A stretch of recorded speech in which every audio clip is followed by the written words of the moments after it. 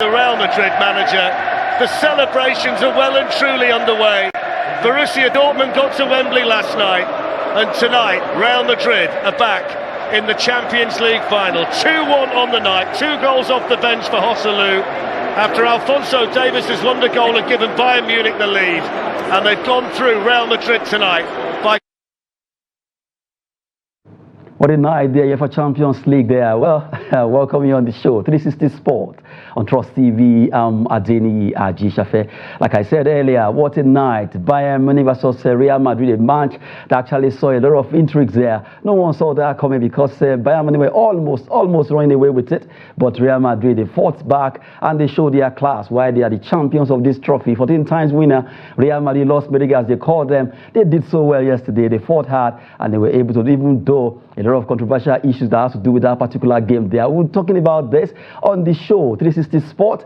Alongside gentlemen in the studio, I have Joseph Peter is here in person. Good to have you, Joseph. Yeah, it's nice to be here in person. Okay, and I have Julius Okafor. Good to have you, Julius. It's nice being here. Okay, we'll be expecting Ope Waziri to join us as we continue with the show right now. Well, that match, let's talk about it. Real Madrid snatch late win over Bayern to set up UCL final with Dortmund. Borussia Dortmund did well. They defeated PSG. They make it 2-0 aggregate-wise, and they qualify for the final. Right now, they'll be facing Real Madrid, who were able to snatch a late win against the Bavarians at the Santiago Bernabeu, a match that a lot of people are right now still talking about. Let's start with you, Joe.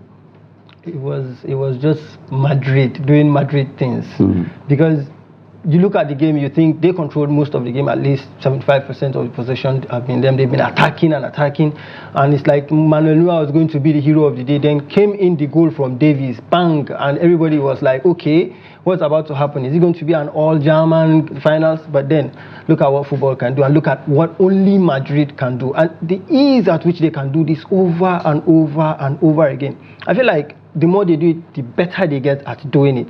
And it can only be Madrid. And look at the story of Joselu. From nowhere, came out of nothing, from nowhere, and now he's the hero.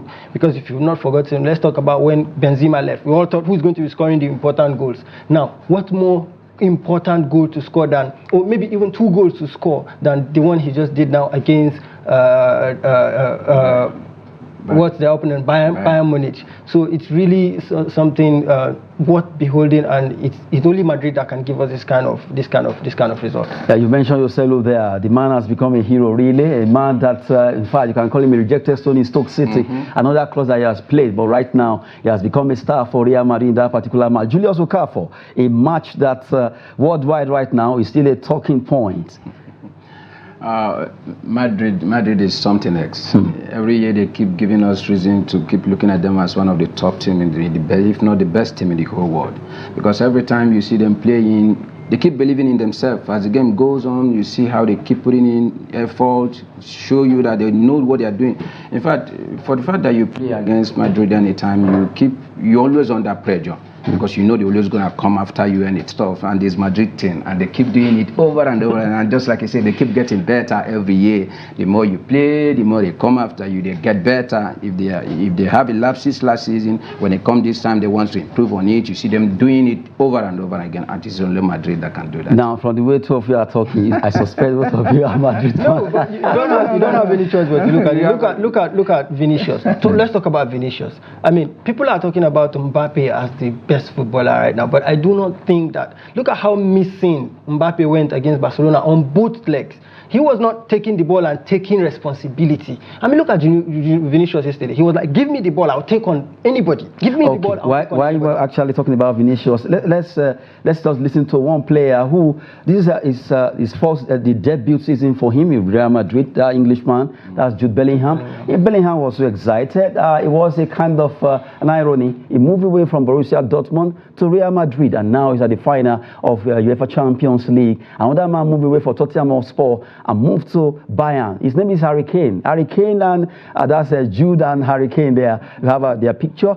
Seriously, the 2 of them, Jude, Kane, it was kind of painful because you look at Jude moved to Real Madrid, and then Harry Kane moving to Bayern Munich, and things went awry. So what's the way to go? Let's listen to what Jude Bellingham actually said after that particular game.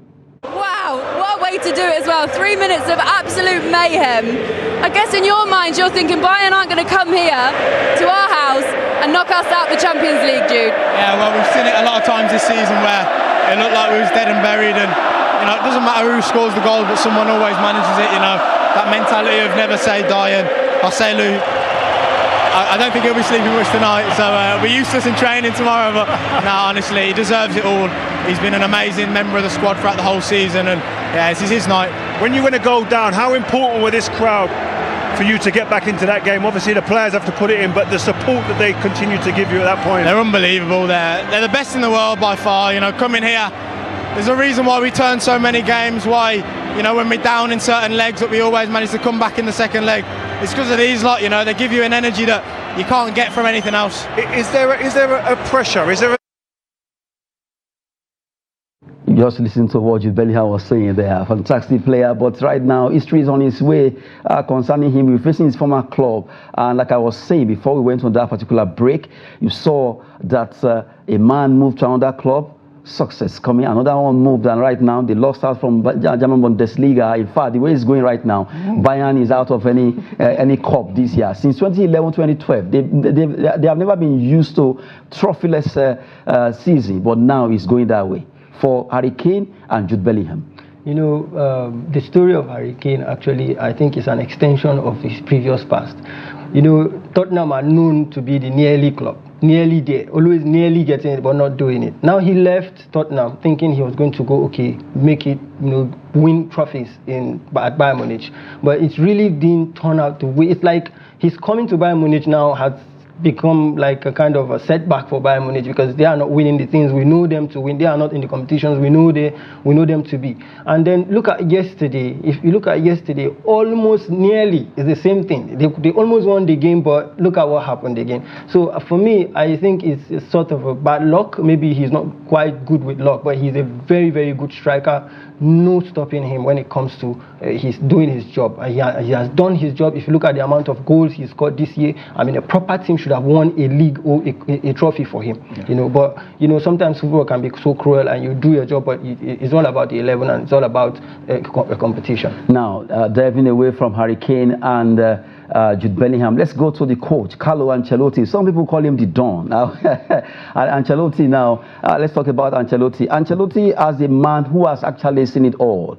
In fact, the record is there for him. Everywhere he actually goes, he's always had the Champions League trophy, getting it for those clubs. Okafor, this man, it seems he has a secret to Champions League. The secret for me is the longevity, because in Champions League is like a process. So the more you are in there, the more you get all the experience, the more you know when to take and what to do. From yesterday, you can see the level of his changes. Yesterday, you saw the way he made changes. Bayern, 1 goal up, they were busy taking off their strikers, bringing in defender, but you see him throwing in strikers, telling you that as at this time, this is what is required as long as championship is required, and he produces the result that you expect. So the level of experience and what he believes in his team. I heard him speak, he said he believed in his team, he trusts them, and they did. So the level of trust and belief he has for the team is a confidence for him that anytime they can give him what he wants. He is master for, as long as championship is concerned, he's a master of it all. That is my belief, that is what I saw. Well, we've actually mixed two together there, Ancelotti and also Bellingham and Harry Kane. Talking about that match yesterday between Bayern and Real Madrid at the Santiago Bernabeu there. Let's join Upe Waziri over there in Kaduna, who will be giving us his own side of the story. Good to have you, Waziri.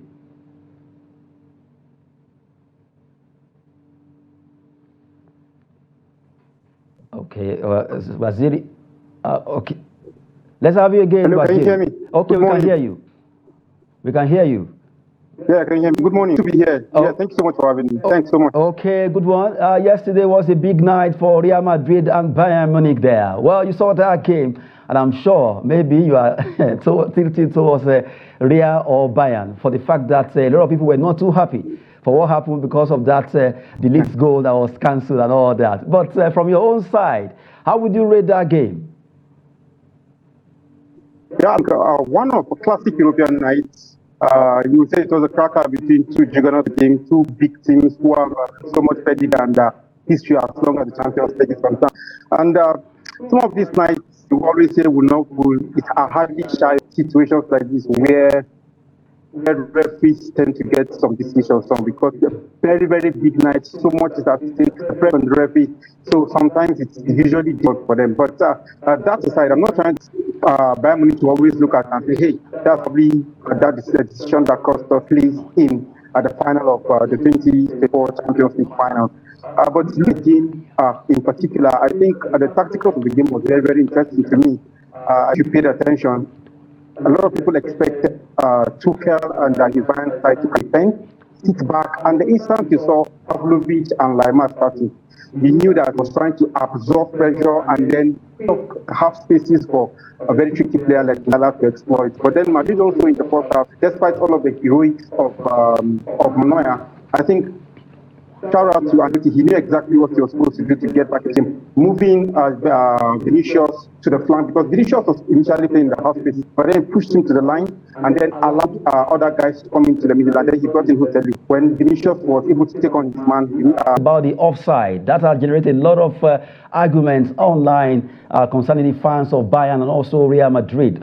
Well, let's go to the second. Okay, let's start with this one. Look at this. A lot of people are saying this particular goal should have stayed on. After all, they cancelled Bayern's own. This also should have been cancelled. Do you agree with that? No, absolutely not. Absolutely not. Rudiger was ahead of the player. This is it. And as it is shown on it, when he played the pass, he was ahead of the player that scored the goal. The rules is very simple.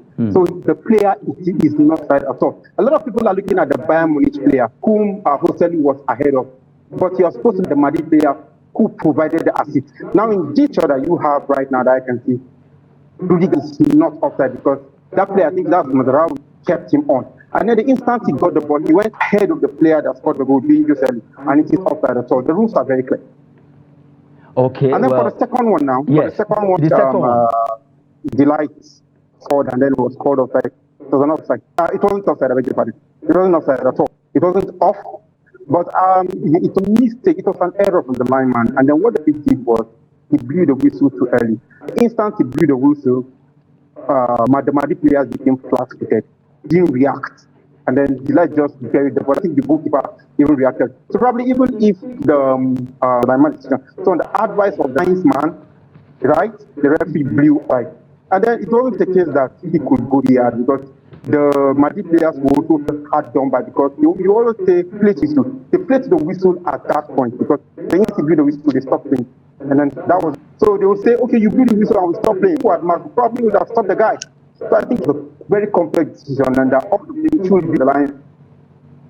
Okay, well, Waziri, we appreciate you there, at least joining us from Kaduna there, while we're still waiting for him to reconnect with us. We're talking about UEFA Champions League. And now let's talk about the big one. After the match yesterday, the final is coming. UCL final between Borussia Dortmund and Real Madrid. And a lot of people are already looking at, okay, what's going to happen? It's going to be a shocking night. We have a UCL final coming up by June 1st. Between the two teams now, a lot of people were thinking it was going to be German final, but now it has turned to Spa German. Anyway, so let me start with Okafor. How do you see this final already? Let's just touch on it briefly. For me, I think Madrid is going to run away with this. Seriously? Again. Football is very, very dicey. No, I knew, but as at this time, I think Madrid have all it takes. Compared to looking at where they are coming from, playing Man City the way they dominated and they end up walking away with it, playing Bayern and ending up at the dying minute walking away with it. I think with that mindset, you can run over. Okay, now with that mindset, let me cross over to Joseph. Joseph, you seem not to be so keen that Real will win this final. No, I'm thinking actually, I'm trying to look at the possibility of Dortmund winning this final, but I'm looking for reasons to want to believe that they can cause an upset, but I can't just find anyone because this is Madrid we are talking about. They are too efficient on the pitch of play. They don't take anything for granted. And this is the final. Now, you seriously do not expect me to sit and see Real Madrid seeing a Champions League trophy at the side of the field, and then I would say that even Man City, which is the best team in the world right now, Bayern Munich, maybe Arsenal can take that trophy away. Seriously, I won't do that. I would never make that mistake. For me, it's going to be Real Madrid all the way. They've done it before. I think the last time they had issues with Dortmund would have been when Lewandowski was in game. But he's no more. And this is not the same Dortmund we are talking about. Yes, they've been good. Nobody expected them to be here. They can cause an upset because it's football. But Madrid all the way. Well, after all, two people in the studio actually have picked Madrid to win the final. Well, let's go to our own Waziri there. Waziri, do you agree with them?